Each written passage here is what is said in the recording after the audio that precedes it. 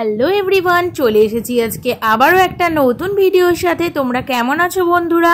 আশা করি তোমরা অনেক ভালো আছো। তোমাদের ভালোবাসায় আমিও অনেক ভালো আছি। সকাল থেকেই আজকে না প্রচণ্ড বৃষ্টি হচ্ছে, আর এই মেঘলা ওয়েদার বেশ ভালো লাগছিল, টিপটিপ করে বৃষ্টি হচ্ছে। তো আজকে সকাল থেকেই ব্লগটা শুরু করে দিলাম, তোমরা ব্লগটা দেখতে থাকো। আশা করি আজকের ব্লগটা একটু হলেও তোমাদের অনেকটা ভালো লাগবে। তো চলো ব্লগটা শুরু করা যাক। কয়েকদিন ধরে বাসনগুলো না একদম ঠিকঠাক করে মাজা হচ্ছিল না, তাই ভাবলাম আজকে ভগবানের সেবা দেওয়ার আগে ভগবানের বাসনগুলো মেজে নেব। আর এইসব পিতলের বাসনগুলো একটু লেবু আর তেঁতুল দিয়ে মাজলে কিন্তু পুরো চকচক করে, তাই লেবুটা বাড়ন্ত ছিল, তেঁতুল দিয়েই ভালো করে বাসনের গায়ে লাগিয়ে নিয়েছিলাম। আর এখন সার্ফ দিয়ে ভালো করে পরিষ্কার করে নিচ্ছি। আর এগুলো মেজে নিয়ে ধোয়ার পর না এত সুন্দর চকচক করছিল দেখতে, বেশ ভালো লাগছিল।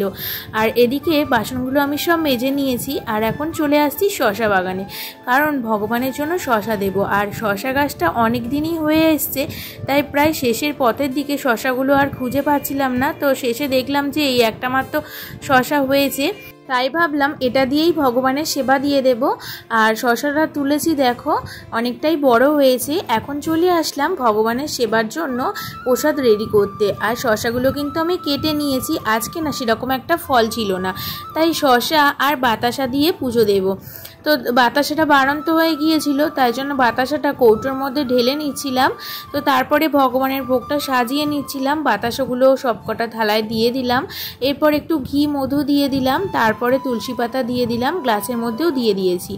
এখন আমার ভগবান কিন্তু সেবা দেওয়া হয়ে গিয়েছে। তোমরা আমাদের গোপাল দর্শন করে নাও, আর আজকের সারা দিনটা তোমাদের অনেক অনেক ভালো কাটবে। গোপাল সোনাকে ভোগ দেওয়ার পর আমি কিন্তু পাখিগুলোকেও ভোগ দিয়ে দিয়েছিলাম, কারণ ওদের না প্রত্যেক দিন সকালবেলা খাবার দিতে হয়, না হলে ওরা ডাকতেই থাকে। বাইরে দেখছো কতটা বৃষ্টি পড়ছে, আর বৃষ্টিটা মনে হচ্ছে আজকে সারাদিন হবে। আর কয়েকদিন ধরে এত রোদ ছিল, খুবই গরম ছিল, গাছের গোড়াগুলো একদম শুকিয়ে গেছিলো। আজকে বৃষ্টির জল পেয়ে ওরাও একটু স্বস্তির নিঃশ্বাস ফেললো। মা এদিকে রান্না করবে, আর আমি না মার হাতে হাতে একটু হেল্প করে দিচ্ছিলাম, কারণ একা হাতে করলে অনেকটাই সময় লেগে যায়। তাই মশলাটা প্রথমে মিক্সিতে বেটে দিলাম, আর এখন মশলাটা একটা কৌটোর মধ্যে ঢেলে নিচ্ছিলাম। আর সব কিছু রেডি করলে না রান্নাটা করতেও অনেক তাড়াতাড়ি লাগে, মানে হয়ে যায়, আর অনেকটা সুবিধাও হয়। তো এখন এই মশলাগুলো এর মধ্যে ঢেলে নিচ্ছিলাম। তারপরে ভাবছি কয়েকটা বাসন আছে সেগুলো মেজে নেব, কারণ টিফিন করেছিলাম আজকে, আর তোমাদের দেখালাম না কি টিফিন করেছি, সেগুলো ভালো করে মেজে নিয়েছি। তো এখন না মা চিংড়ি মাছ দিয়ে বাঁধাকপি করবে, সেই জন্য চিংড়ি মাছগুলো কেটে নিচ্ছিলাম।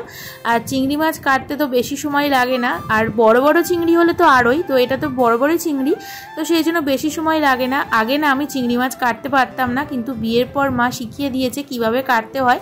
এখন কিন্তু চিংড়ি মাছ কাটতে আমার কোনো অসুবিধা হয় না, আর খুব তাড়াতাড়ি কিন্তু কেটে নিতে পারি। আর ওই যে কাঁকরোল পটল দেখছো ওগুলো কাটা রয়েছে, ওগুলো না ভাতে দেওয়া হবে, কারণ আমাদের প্রত্যেক দিন কিছু না কিছু ভাতে দেওয়া হয়, সেই জন্য আজকে ওগুলো ভাতে দেওয়া হবে। আর এদিকে না বেসিনটা একদম ময়লা হয়ে গেছে, সাদা বেসিন তো দু একদিন অন্তর অন্তর না পরিষ্কার করলে একদম ময়লা হয়ে যায়, আর দেখতেও বাজে লাগে। তাই আমি মাঝে মাঝেই 2-3 দিন অন্তর অন্তর এই নিচের বেসিনগুলো পরিষ্কার করে নিই।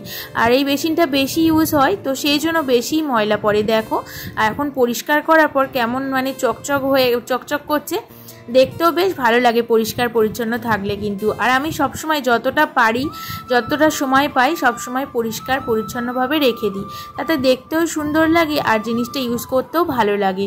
হ্যান্ড ওয়াশটা না একদম শেষ হয়ে গিয়েছিল, তো এর মধ্যে ঢেলে নিচ্ছি হ্যান্ড ওয়াশটা এখন। আর আমরা এখন ডেটলের হ্যান্ড ওয়াশটা ইউজ করি, এটা ভীষণ ভালো, তো সেই জন্য এটা ঢেলে নিলাম। আর অনেক জামা কাপড় ছিল, সেগুলো মেশিনে দিয়ে দিলাম, আর মেশিনটাও এখন চালিয়ে নিচ্ছি। তো মেশিনটা হতে এখন প্রায় 1 ঘন্টা মতো সময় নেবে, দেখতেই পাচ্ছ 53 মিনিট সময় নিয়েছে। আর আমার হাতটা দেখছো কেমন লাল হয়ে গিয়েছে, মাকে না হেনা মাখাতে গিয়ে আমার হাতটা প্রায় লাল হয়ে গেছে। তোমরা আগের দিন আমার ব্লগে দেখেছো যে আমি এই মাটি দিয়ে এই ট্রেটা সাজিয়েছিলাম। আজকে ধনেপাতাগুলো ধনেপাতা গাছের জন্য সেই দানাগুলো আগের দিন ভিজিয়ে রেখেছিলাম, আগের ব্লগে হয়তো তোমরা দেখেছো, যারা দেখোনি অবশ্যই দেখে নিও আগের ব্লগটা। আর আজকে সেই ধনেরগুলো এর মধ্যে ছড়িয়ে দিচ্ছি, দিয়ে শুকনো মাটি এর ওপর ছড়িয়ে দিলাম। আর এখন প্লাস্টিক চাপা দিয়ে দিলাম। আর ছাদে এসেছি, দেখছি গাছটা একদম ধরে গেছে। দেখেছিলে আগের দিন গাছটা প্রায় শুকিয়ে গেছিলো, এখন বৃষ্টিতে না প্রায় গাছটা ধরে গিয়েছে। আর ওদিকে না হলুদ গাছটাও দেখছি ছোট্ট মতো একটু হয়েছে। আর এই জোড়া টগর ফুল গাছটা জানি না কি হবে, কেমন একটা দুর্বল হয়ে আছে। বৃষ্টির জল পেয়ে হয়তো অনেকটাই ঠিক হয়ে যাবে। একটা দিদিভাই বলেছিল যে গাছের মানে বালতিগুলো একটু ফুটো করে দিতে, আমি কিন্তু সেই দিদিভাইয়ের কথা রাখতে বালতিগুলো ফুটো করেছিলাম। ড্রাগন গাছের কাছে দেখো কত জঙ্গল হয়েছে, মানে কত গাছ জন্মেছে। এগুলো না তুলে দিলে, আগাছা না তুললে গাছটা বাড়বে না, তো সেই জন্য আগাছাগুলো তুলে দিলাম। আর এদিকে আগের দিন আমি গাছ পুঁতেছিলাম, তো গাছটা শুকিয়ে গেছে, জানি না বাঁচবে কিনা। আর এদিকে দেখো গাঁদা ফুল গাছটায় না ফুল চলে এসেছে, তোমাদের আগের দিন কিন্তু কুড়ি দেখিয়েছিলাম। আর এখন দেখো শীতকাল পড়ার আগেই গাঁদা ফুল গাছে কি সুন্দর কুড়ি এসছে। আর বৃষ্টির জল পেয়ে এরা কি সুন্দর সবুজ হয়ে গিয়েছে। আর এইসব গাছগুলো তো একটু একটু করে দেখছি জঙ্গল গাছ বেরোচ্ছে, সেগুলো তুলে দিলে গাছটা কিন্তু বড় হয়ে যাবে। কিন্তু এই গাঁদা ফুল গাছটায় এখনও কোনো কুড়ি আসেনি, ভাবছি এর ডাল কেটে অন্য এক জায়গায় বসিয়ে দেব। আর এদিকে চন্দ্রমল্লিকাটাও বেশ সতেজ হয়ে আছে। এখন চলে আসলাম বেডরুমে, আর বিছানাপত্র ভালো করে গুছিয়ে নিয়েছি। এখন কিন্তু ঘরটা ভালো করে ঝাড় দিয়ে দিচ্ছি। বিয়ের পর মেয়েরা শান্ত মন আর একটু বুদ্ধি দিয়ে সংসারটাকে কিন্তু আপন করে নিতে জানে, তাই আমিও একটু বুদ্ধি আর পরিশ্রম দিয়ে কিন্তু সবসময় সংসারটাকে আপন করে নিই। সংসারে খুঁটিনাটি পরিষ্কার পরিচ্ছন্ন রাখতে আমার ভীষণ ভালো লাগে। বিয়ের আগে হয়তো এত কিছু জানতাম না, কিন্তু বিয়ের পরে না সত্যি একটা মেয়ে সব কিছুই শিখে যায় আস্তে আস্তে সময়ের সাথে সাথে। আর দেখো অ্যালোভেরা গাছটা না আগের দিন বসিয়েছিলাম, আজকে একটু জল দিয়ে দিলাম। আর বাইরে তো প্রচণ্ড বৃষ্টি হচ্ছে, তাই চাদরটা পরিষ্কারই আছে আর পাল্টালাম না, তাই বিছানাটা গুছিয়ে নিলাম আর চলে আসলাম ভাইয়ের ঘরে। জানালা খুলতেই এত বৃষ্টি হচ্ছিল, তাই ভাবলাম কিছুক্ষণ খোলার পর আবার জানালাটা বন্ধ করে দেব, কারণ বাইরের বাতাসটা ঘরে আসাটা খুবই দরকার। ঘরে অনেক রকম গন্ধ থাকতে পারে, অনেক কিছু থাকে, সেগুলো জানালা খুলে দিলে সব কিছু কিন্তু হাওয়া বাতাস চলাচল করে, তাতে ঘরের মধ্যে যে অনেক কিছু থাকে সেগুলোও কিন্তু কেটে যায়। এখন ভালো করে গোছানো হয়ে গিয়েছে, তো সব কিছু মুছে নিয়ে এখন ভালো করে ঝাঁটটা দিয়ে দিলাম, আর সাথে সাথে মুছেও নিচ্ছি। ঘর বাড়ি মুছে পরিষ্কার রাখতে না ভীষণ ভালো লাগে, আর এটা তো আমি প্রতিদিনই করি। তোমরা যারা যারা আমার ব্লগ ফলো করো তারা তো অবশ্যই জানো যে আমি এটা প্রতিদিনই করে থাকি। তো এখন চলে আসলাম লঙ্কা তুলতে, কারণ আমাদের লঙ্কাটা না অনেকটাই বাড়ন্ত হয়ে গিয়েছে। তো গাছে দেখো গাছ ভরে লঙ্কা হয়েছে, তোমাদের তো আগের দিন দেখিয়েছিলাম। তো এখন সেই লঙ্কাগুলো কিছু কিছু পেকেও যাচ্ছে, তো আজকে ভাবলাম তুলে নেব, কারণ রাত্রিবেলা না একটু আলু কাবলি খাওয়ার ইচ্ছা আছে। তো এই গাছের কাঁচা লঙ্কা দিলে তার সেন্টটাই কিন্তু আলাদা, তো সেই জন্য গাছের লঙ্কাগুলো তুলে নিচ্ছিলাম। আমার ভিডিওটা তোমাদের কেমন লাগে বন্ধুরা অবশ্যই কিন্তু কমেন্টে জানিও। আর জানি তোমরা খুব ভালো ভালো কমেন্ট করো, যেটা আমার খুব ভালো লাগে, জানো তো।